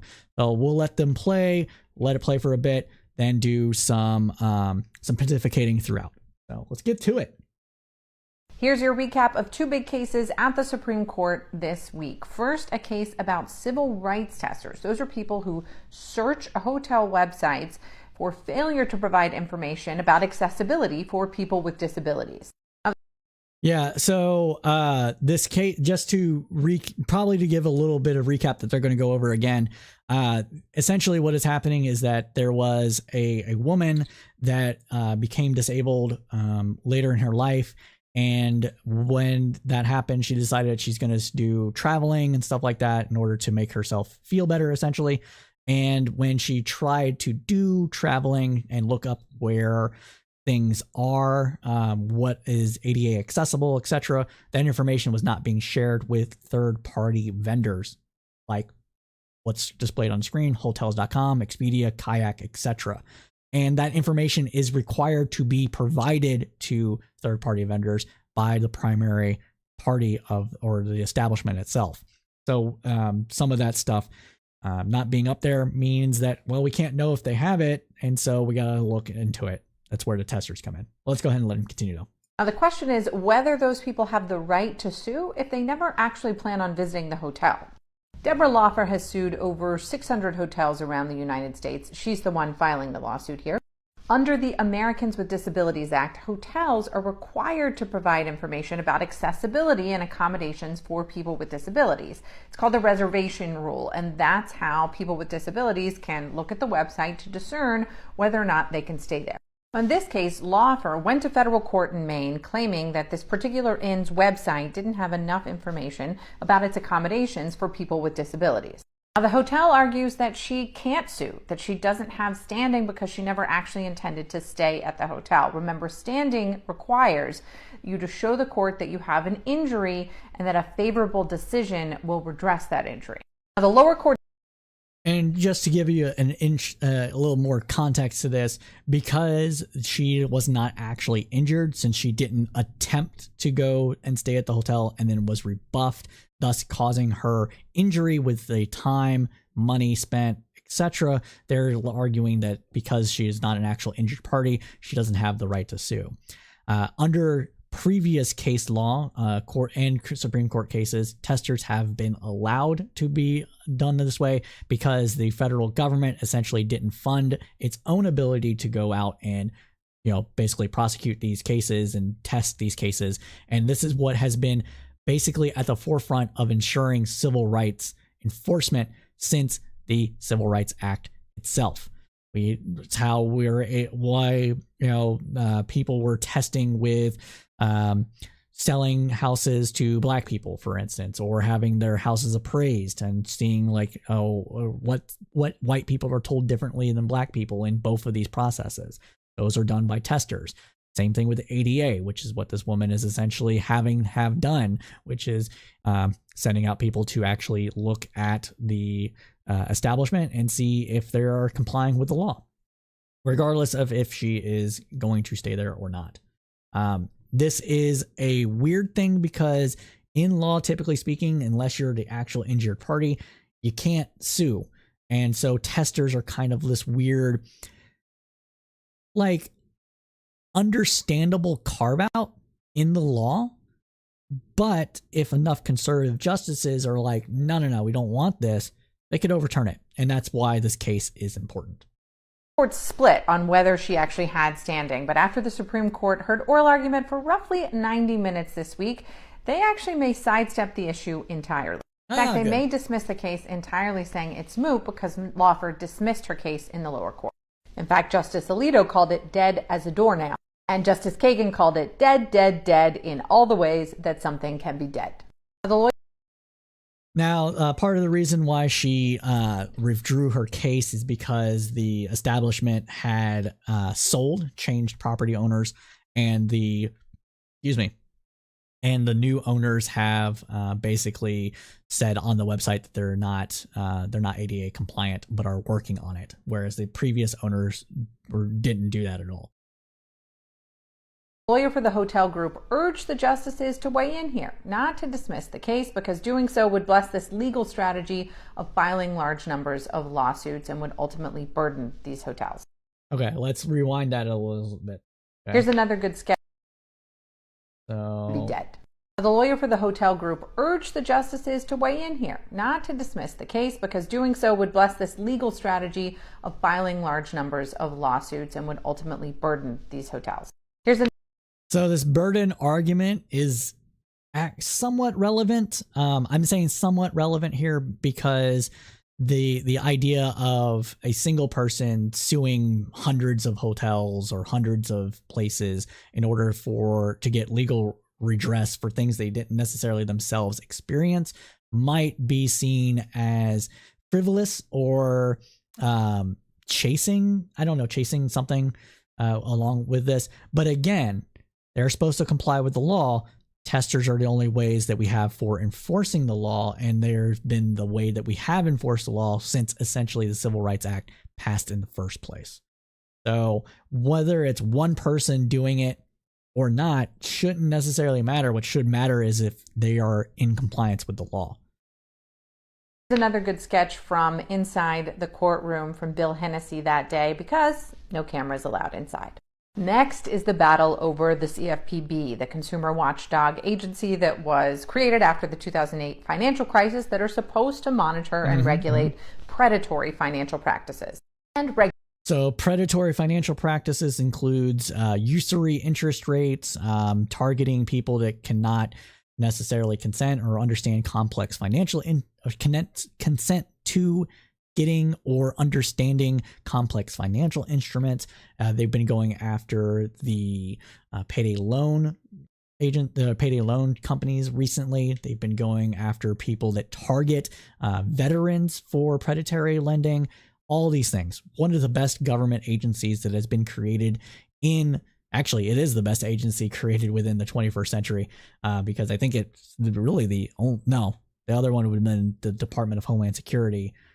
ICE that was created as well during that time. So yes, the best created government agency in the 21st century thus far. Very important agency. If they're ruled against in this case, if the CFPB is ruled against in this case, it will cease to be able to function, thus removing a large section of protection for consumers against large companies. So let's let it play out. Regular court watchers know this is not the first challenge of the CFPB that's made its way to the High Court. This challenge is about how Congress funds the agency, which theoretically gives it a little more independence. Now, the challengers argue that the way Congress funds the CFPB violates Article 1, Section 9 of the Constitution, also known as the Appropriations Clause, that says no money shall be drawn from the Treasury but in consequence of appropriations made by law, meaning through annual appropriations. Now, the hang-up is the CFPB is funded through the Federal Reserve, not annual appropriations. You know, this is probably another instance where there is actual legal basis for both sides of this argument of the case. It really shouldn't matter if the Federal Reserve is doing the one that is giving part of its budget to fund the agency, or if it is Congress itself doing it, because Congress authorized the agencies to exist and authorized the Federal Reserve to be the funding mechanism for this. So it's one of those situations where Congress is delegating authority, which is something that it is allowed to do, and conservative justices have said that it can do throughout basically an entire court's existence. But we'll see how this goes. And of course, the conservative justices that are against the CFPB, even existence from a ideological perspective, are going to likely weigh in against the CFPB being funded by the Federal Reserve. So, well, let's continue on. It's not clear whether there were 5 votes to side with the challengers here. Justices Kavanaugh and Amy Coney Barrett were skeptical. Thomas and Gorsuch are concerned that the current funding structure means there aren't really many restrictions on how Congress can allocate funding. Gorsuch suggested that Congress could pass a law that didn't cap an agency's funding, and then a president could take out $1 trillion and not violate the Appropriations Clause. Yeah. Or it could be constitutional for the president to decide not to take any funding for a particular agency. The Biden administration's lawyer pushed back on this and argued that this funding structure was really nothing new, particularly for agencies that act as financial regulators. We'll likely get a decision sometime next year. So next year we'll get that decision. Now we have another SCOTUS case here with some racial gerrymandering. And this is actually coming out with, as you can see here, yes, Democrats do it too with racial gerrymandering, but this case made it to the Supreme Court. So let SCOTUS blog do a bit of recap here and explain what is going on, and I will pontificate over them once it is needed. How closely is race tied to political party affiliation, and how much does it matter? Lot. Racial gerrymandering was back at the Supreme Court today. This one about a map drawn by South Carolina's Republican-controlled legislature after the 2020 census. Now, here's the background and the arguments. In 2021, lawmakers redrew the congressional. So this one, she's going to say it here, but this one essentially they went from 3 black majority districts to 1 black majority district, and the Supreme Court had said, no, you can't do that, and you have to redraw your maps. Let's go back. Congressional map and moved tens of thousands of black voters out of Charleston County in District 1, which is represented by Republican Nancy Mace, into District 6, represented by Democrat Jim Clyburn. They also moved Republicans out of District 6 and into District 1. Lawmakers argued that they were trying to make District 1 safe for a Republican. Now, earlier this year, a federal court struck down the map as an unconstitutional racial gerrymander, meaning it sorted voters primarily by race, and that's not allowed. But the lawmakers argued that they sorted voters by party, not by race, and that if courts don't disentangle race from politics, they run the risk of inserting themselves into political disputes under the guise of enforcing the Constitution's prohibition on racial gerrymandering. Yeah, this is a problem. Because overwhelmingly black people do vote Democrat, overwhelmingly, and if you're going to sort people by political affiliation within a district that's mostly black, or even not mostly black, but is heavily segregated, parties are heavily segregated by race, you're going to end up racially gerrymandering it. So it's very interesting. Challengers, a black voter named Taiwan Scott, and the state's NAACP argue that the federal court was just following the Supreme Court's rules, which is that it's unconstitutional to use race as a primary factor to sort, even for partisan purposes. And because the Supreme Court has said that federal courts can't review partisan gerrymandering cases, a ruling for the lawmakers here Yeah, that was stupid. Partisan gerrymandering should be just as illegal as racial gerrymandering. We should not have these districts that are 90% Republican based on big data analysis, but that's where we are. We need a constitutional amendment to make that illegal and make things better for the country as a whole by making gerrymandering less powerful, less needed, etc. There's numerous different ways to go about this. My preference is single member district or multi-member district single transferable vote, which is a complicated way of saying that if there is 3 candidates, if there's 3 seats within a district, every candidate that reaches 33% of the vote total, regardless of what it is, will get that vote. And then when somebody is overwhelmingly when the one candidate gets overwhelmingly support of a candidate, when a candidate gets overwhelming support from the constituents in the district, say 66%, then those votes get transferred to their second choice. If a candidate gets 0% or we'll say 3% of a vote, those voters get their second choice, so on and so forth, until you get to 33% for 3 different congressional seats within the same district. It still allows for local representation. It's just local representation done in a different way. That's my preference, but you can do it for a number of different ways. Approval voting is one way to do it. Ranked choice voting is another way to do it. Just get rid of that. Get rid of single first past the post winner take all elections, and we solve some of this. Here would simply allow state legislatures to shield their map from challenges by arguing that they sorted voters by party, not by race. Argument today, the court's conservatives sounded particularly sympathetic to the lawmakers' cause here. The Chief Justice in particular was skeptical of the challengers' argument, saying that they didn't provide any direct evidence or odd-shaped districts that they usually see in gerrymandering. And both sides have asked for a decision by January 1, 2024 here in order to be able to prepare for the 2024 election. So we could get a decision pretty soon. And hopefully we will. But that does conclude the segment. Hopefully we will. And that concludes the segment. So now let's move on to some news bites. Let's get up with some positive news. Big positive news first up from labor and unionization efforts and labor power for fighting for workers' rights, with Kaiser Permanente's strike ending in positive territory for workers. So Kaiser Permanente and a coalition of unions reached a tentative deal on Friday morning, ending the largest healthcare labor dispute in U.S. history, per reporting from NPR.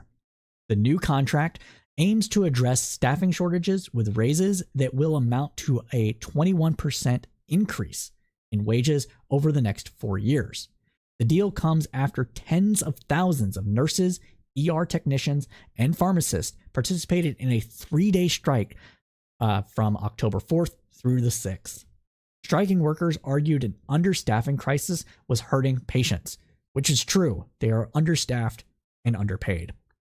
Both sides credited the involvement of acting U.S. Labor Secretary Julie Su, who was there in person when the final version was hammered out. This is why elections matter. Biden's Labor Relations Board, the Labor Secretary and NLRB, Biden's Labor Secretary and NLRB have been a boon to workers.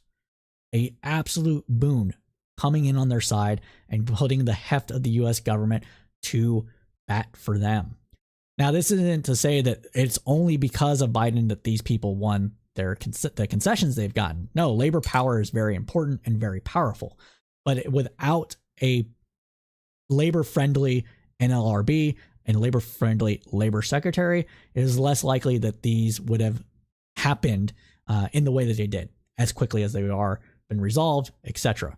Because if you don't have a government that supports labor and the rights of workers, which it should do, you're going to have less likelihood of a deal being reached from management that is favorable or as favorable to labor in those instances. Quoting here, "This agreement demonstrates what is possible when workers have a voice and a seat at the table," Su said during a press conference on Friday. Collective bargaining works. It may not always look pretty, but unions have, throughout our nation's history, built the middle class. Steve Shields, the lead for labor relations at Kaiser, said the negotiations were long, but all parties now feel like they have come to a solid agreement. Quote, "It was a bumpy ride. We are committed to the mission and committed to caring for people in our communities. It is a challenging environment in the U.S. in general for healthcare. We don't have enough healthcare workers." Steve Shields said. Kaiser's employees who participated in the strike will vote to ratify the new contract starting on October 18th.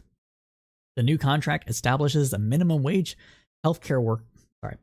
The new contract establishes a minimum wage for healthcare workers at Kaiser Permanente, which is both an insurer and a system of hospitals and clinics in California.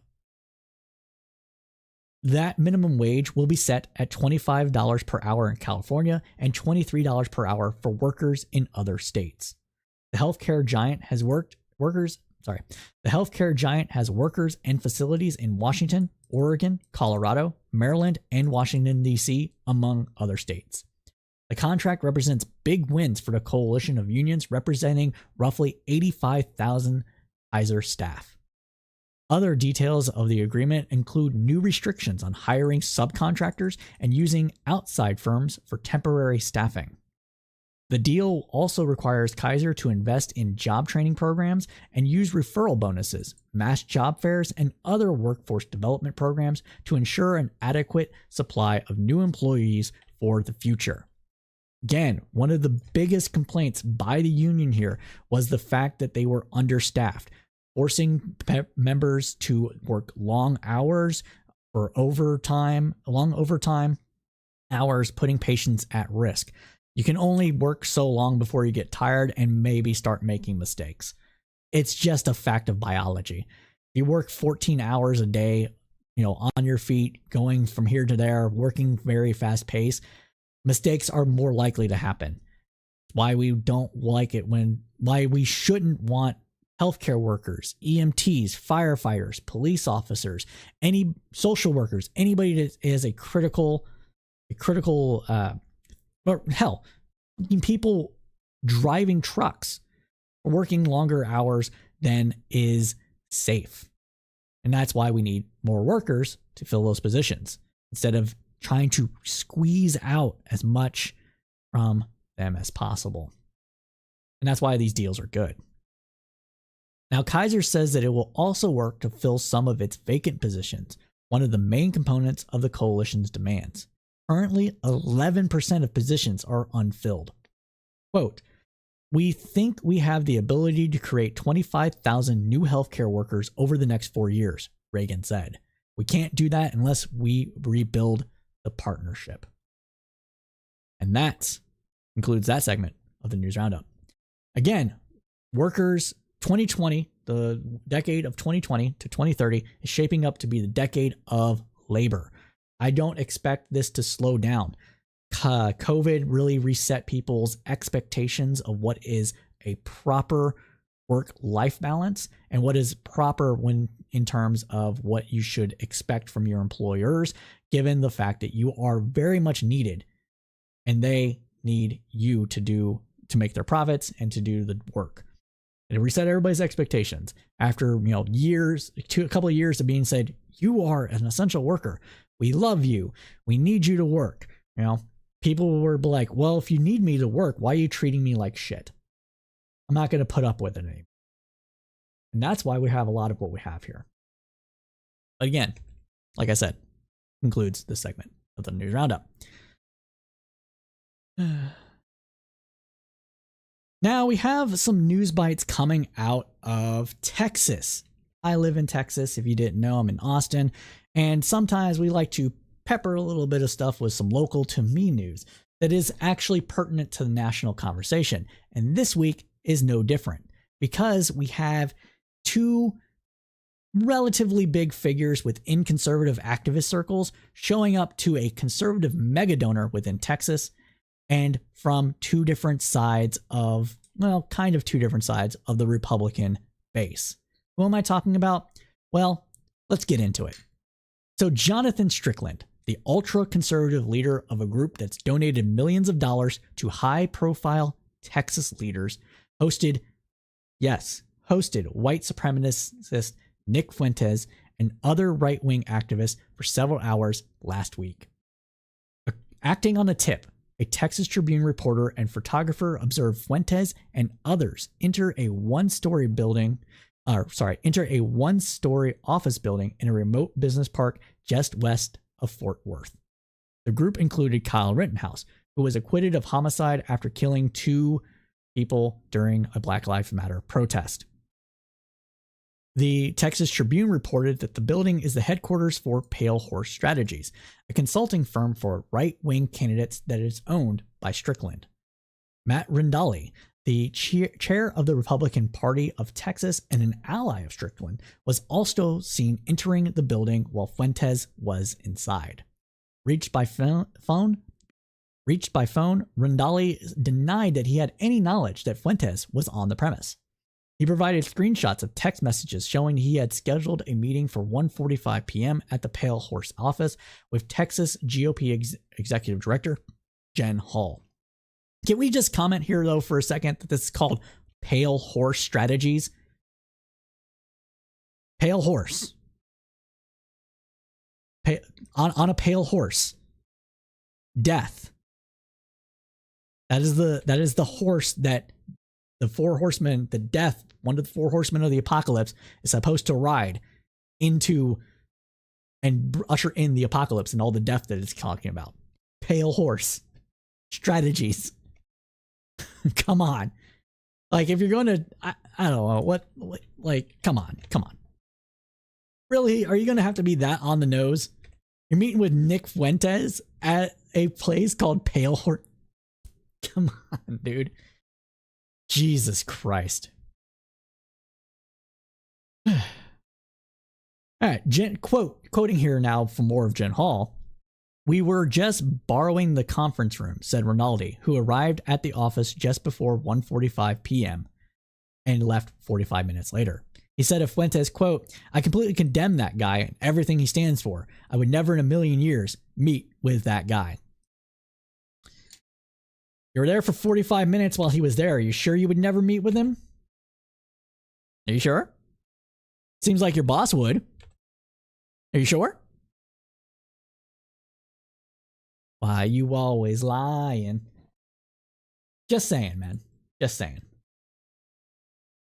Asked if he would condemn Strickland or Pale Horse for hosting Fuentes, Rinaldi said that he will disavow Nick Fuentes, but I'm not going to make assumptions based solely on the Texas Tribune's reporting.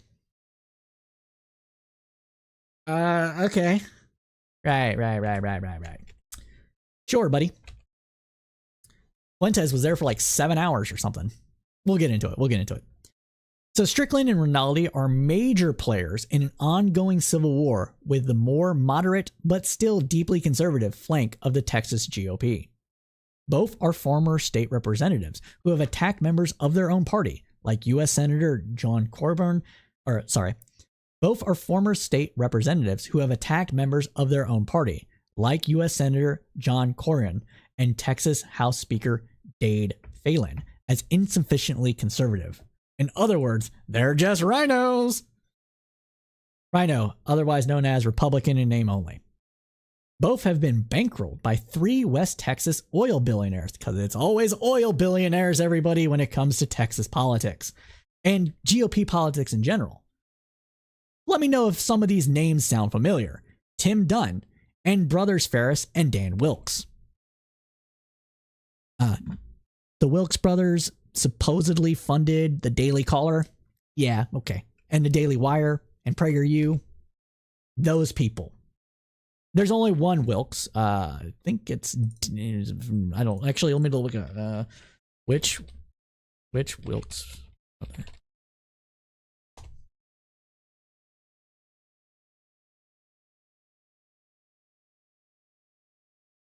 Yeah, so Ferris Wilkes is the last surviving brother. Dan Wilkes died. Did he die? Did he die? Am I tripping? Oh. I thought he died. Alright, I'll take that back.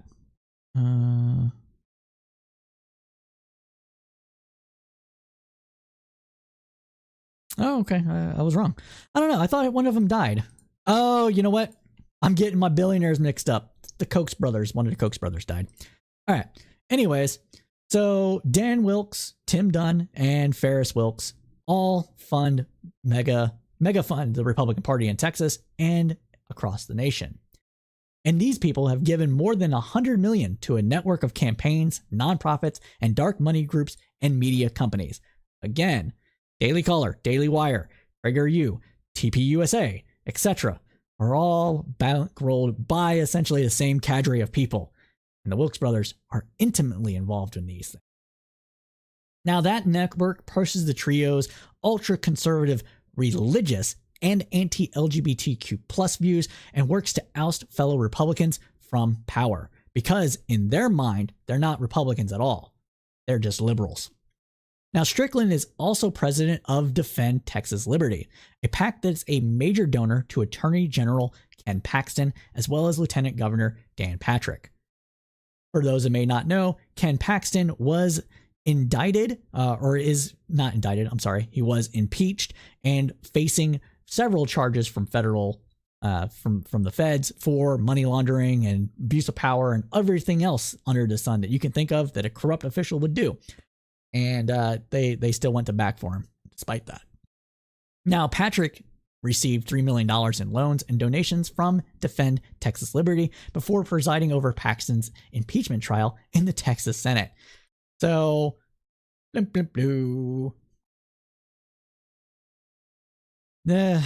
I do that? Because you have somebody that's presiding over the indictment of a colleague that is supported by one of your mega donors, or that is supported by one of your now more recent mega donors that gave you $3 million. And you expect this to be a fair trial, political trial? Don't mess with me that nonsense. I'm telling you. Because money rules everything around these people. Now, few figures have been more central to the escalating tensions than Strickland and Rinaldi. They've sought to incrementally pull the GOP, or the Texas rather GOP, further to the right by labeling any fellow conservative that veers away from their agenda as a rhino. Instead, they've backed far-right primary candidates against those who break with their hardline stances. It's a strategy that Fuentes knows well. Since rising to prominence on YouTube in the wake of the 2017 deadly neo-Nazi rally in Charlottesville, Virginia, Fuentes and his followers have tried to normalize their racist, anti-Semitic, and some misogynistic views. Fuentes, who is only 25, has spoken often about that approach. He has questioned whether the Holocaust happened and said Hitler was really fucking cool. That's the kind of person we're talking about. He has also called for a holy war against Jewish people and Catholic tribunal rule and killing of all the globalists. He's a proud incel. Fuentes has openly fantasized about marrying a 16-year-old girl because that's right when the milk is good. Ugh. Look, I know all this stuff about Fuentes, but saying it again out loud on this newscast to tell people that may not know who the fuck this guy is really just bringing it all home again to me that there is just some genuinely evil people out in the world. And Fuentes lives in my fucking backyard. You know, I wouldn't be surprised if he shows up to some of the stuff that I go to in the near future. That's gonna be hella fun. Well, let's continue though. He's celebrated a growing wave of hatred and violence that he hopes will get uglier and a lot worse for Jewish people and others he deems as inferior. Quote, all he wants is revenge against his enemies and a total Aryan victory, according to Fuentes, that he said last year. Now, hard-right Republicans including Representative Marjorie Taylor Greene of Georgia and Paul Gosar of Arizona have spoken to Fuentes' annual conference alongside avowed white supremacists. Fuentes' acolytes have also been employed in top echelons of the national GOP. In July, the presidential campaign of Florida Governor Ron DeSantis fired a staffer after it was revealed that he created and then shared a photo of DeSantis' video that featured the Nazi Sonderland. Other Fuentes followers have made their homes in Texas. Earlier this year, Ella Molding moved from Mississippi to Fort Worth to work as a social media coordinator for Pale Horse Strategies. Okay. So, hold on a second. So, Molding has praised Fuentes as the greatest civil rights leader in history. This is where insurgents try to make way into politics, and they're doing it all in the right way.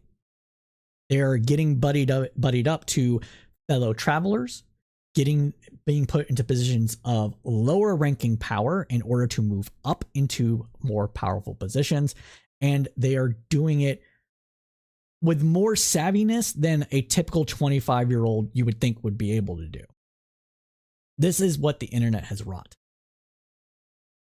And if you do not know anything about this, you are far behind. If I am the first person that is telling you about Nick Fuentes and how this stuff works, never mind. Like, I shouldn't be the first person telling you about Nick Fuentes. If I am the first person telling you about Nick Fuentes, you need to do a lot more reading about the news. But if I'm the first person that's telling you how this works, you are operating very far behind of what is happening in the United States within these circles. Like, right-wingers like to hyper-focus on how, like, DSA people end up in positions of people's cabinets or cabinet positions or advisors to governors, mayors, civil, no, not civil, city councils. So mayors, city councils, governors, etc. But this is what Fuentes is doing, and it's being effective. Think about that. Now, for her part, Molding's social media is replete with references to white genocide, a foundational ideology for neo-Nazis and other extremist movements. Fuentes' meetings comes as Strickland and other Fuentes' meetings comes as Strickland and other right-wing actors attempt to make inroads with young conservatives. In August, the Tribune reported on a new company, Influenceable, that pays Gen Z influencers for undisclosed marketing and political messaging, including pro-Paxton social media posts ahead of his recent Senate impeachment trial. Again, everything that can be astroturfed will be astroturfed. And I can tell you from Texas that Republicans are doing this way more in Texas than the Democrats are. Democrats are like thinking that maybe the youth is just on their side and they don't need to do this stuff because we can win with the backing of our facts and our knowledge and the mainstream media or whatever else, but they're not doing these things in the way that they need to. And it's making liberals and Democrats and lefties further and further behind on the front of information warfare. The fact that Republicans are paying people to be influencers, and if Democrats are not doing this and they're just relying on people like natural people like Vosh or, Destiny or Brianna Wu, if they're just like relying on these bigger people to kind of pull people into the fold without, not necessarily being paid people, but, going out, reaching out to these people directly instead of having them reach out to them or whatever else, they're behind. Because no one gives, like, people want the illusion of authenticity if they can't get authenticity. And in order for the messaging war to continue and to be pushed forward and everything else like that, just having a deluge of people saying, yes, I support this, yes, I support this, yes, I support this, over and over and over again, regardless of it's real or not, will make it real in people's eyes. This is why Twitter is where it's at. This is why why people think that, maybe the border situation is all Biden's fault. This is why people believe that, we can have a global recession and have it be blamed on Biden. Why Democrats get blamed for economic downturns when a Republican was in charge at the start of it. Why there's millions of stickers still on gas pumps saying, I did that, from Joe Biden. Because this stuff is fake. Lots of it is fake. Yes, there are smatterings of genuine people out there putting up these stickers because they think it's funny, what have you. But where did those stickers come from? How did they get them? You think they've just bought them just to put on a gas pump? They're given away. There might be people like me out on the internet saying all the things that I'm saying, genuinely saying this. But if it's just a handful of us saying these things, while thousands of fake conservatives are saying their things, who's going to be believed more? Manufactured consent. That's what I'm getting at. But we got more to continue on, so let's go ahead and continue on. Now, the company has a partnership with former Trump campaign chair Brad Parscale, the guy that supposedly made Trump into the Trump presidency, who moved to Midland this year to work with Dunn, according to the Texas Monthly. Also in August, the Tribune reported that Rittenhouse had formed a new nonprofit, the Rittenhouse Foundation, as he continues to ramp up his engagement in Texas politics. The foundation's board includes the treasurer for Strickland's Defend Texas Liberty, and its registered agent is Tony McDonald, a longtime attorney for Empower Texans and other Dunn finance groups, who was recorded in 2020 mocking Governor Greg Abbott's use of a wheelchair. After the Tribune reported on Rittenhouse's new foundation, Strickland made clear that he was proud of their affiliation. He posted a photo of himself with Rittenhouse on social media with the caption, "Let me end the speculation." Quote, "Most conservative boss out there," responded Rittenhouse, who is in the photo. Sorry. All right. "Most conservative boss out there," responded Rittenhouse, who in the photo is wearing a hat and shirt for Pale Horse Strategies. Pale Horse name appears to be an allusion to the Bible's Book of Revelations, which says that one of the four horsemen of the apocalypse, Death, will ride a pale horse as he carries out God's judgment during the end times, as we stated previously. Campaign finance records show that in 2022, Pale Horse Strategies received more than $828,000 for consulting and contract services from Defend Texas Liberty. The same year, the PAC donated more than $5 million to challengers to more moderate incumbent Republicans. When you have single party rule in a state, the crazies can easily take it over with just a little bit of money and gumption. And that's what's happening in Texas. So if you don't want to see it happen and you're in Texas, you got to vote more. You got to vote. You got to vote, got to protest. Got to go out, got to run for office in some cases. Build up, organize, vote, all that stuff. It's just got to happen. Now, most of that money went to Don Huffins, a real estate developer and former state senator who unsuccessfully challenged Governor Greg Abbott in the Republican primary. Defend Texas Liberty has also bankrolled some of the most conservative members of the legislature, including Representative Tony Tinderholt of Arlington and Brian Slayton of Royce City. Slatton. So Slatton was ousted from the Texas House in May after House investigators found that he gave alcohol to a 19-year-old aide and then had sex with her. That's an abuse of power. It is likely to the point, but you know what? I'm not going to speculate on that. It is at the very least an abuse of power and very gross. Okay. It's also illegal to give alcohol to a minor. And if that alcohol was given to her to incapacitate her, then that's rape.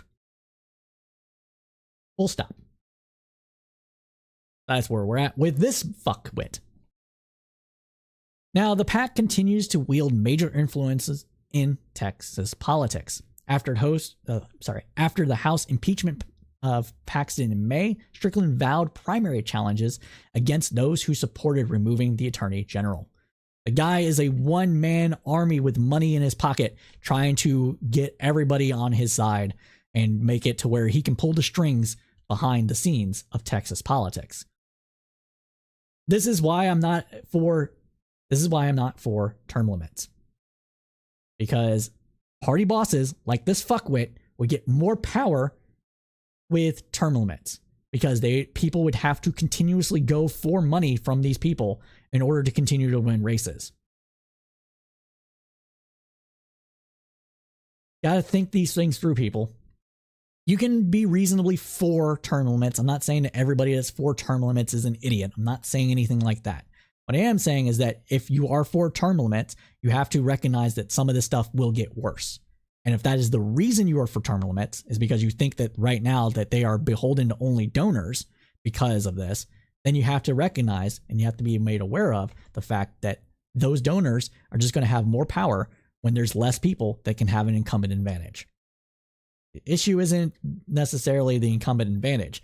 The issue is with uncompetitive races.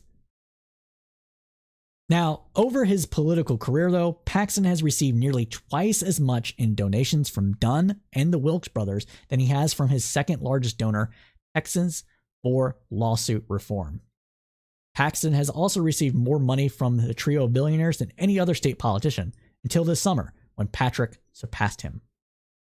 And let it be known here that every single major PAC in Texas is funded by the likes of Dunn, and the Wilkes brothers, as well as like about 10 or so other mega donors within Texas politics. And they all donate these money to different PACs for different purposes in order to try to conceal the fact where this money is actually coming from. It's a shell game. It's a shell corporation game, but this time with PAC money, in order to try to mask the fact that roughly 15 mega donors within the state of Texas control the Republican Party. And all this can be found on Tim, what was his name? Gallo? No, that's a famous person. Texas donor map.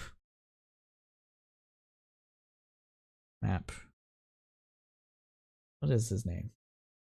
I can't remember his name. I will look it up later. I forgot this guy's name, but there's a former accountant that has made it his life's mission to track all the money in Texas politics and where it goes. He's really big on data, and he's got good stuff, and he tracks it all. So I will be sure to share that with y'all later. But that concludes this segment of the News Roundup. Now, for those that do not know, we at the News Roundup like to conclude our news segments with some news of the weird.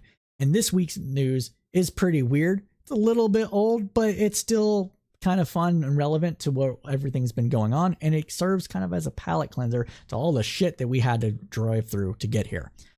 What am I talking about? I'm talking about the supposed evidence for alien life that came out of Mexico. So we're going to start up here with some images and stuff from Reuters on YouTube. And I'm going to talk over it because I don't want to get dinged here. All right. So Mexican lawmakers heard testimony that we are not alone in the universe and saw the alleged remains of non-human beings in an extraordinary hearing marking Latin America's country's first congressional event on UFOs. In the hearing, politicians were shown two artifacts that Mexican journalist and longtime UFO enthusiast Jamie Maussan claimed were the corpses of extraterrestrial life. So we'll go rewind this back here. We're talking these weird fake looking things. Maussan said it was the first time such evidence has been presented.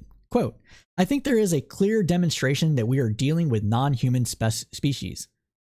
Quote, I think there is a clear demonstration that we are dealing with non-human specimens that are not related to any other species in our world, and that all possibilities are open for scientific intuition and investigation. We are not alone, he said. The director of the Scientific Institute for Health of the Mexican Navy said X-rays, 3D reconstruction, and DNA analysis had been carried out on the remains. Quote, I can confirm that these bodies have no relation to human beings, he said. Now, whether or not this is real or a hoax, I think it's a hoax. I mean, look at this. Like, really? This looks like it's just plaster, right? Plaster, green screens up. Like, there's no way this is real, right? Right? Well,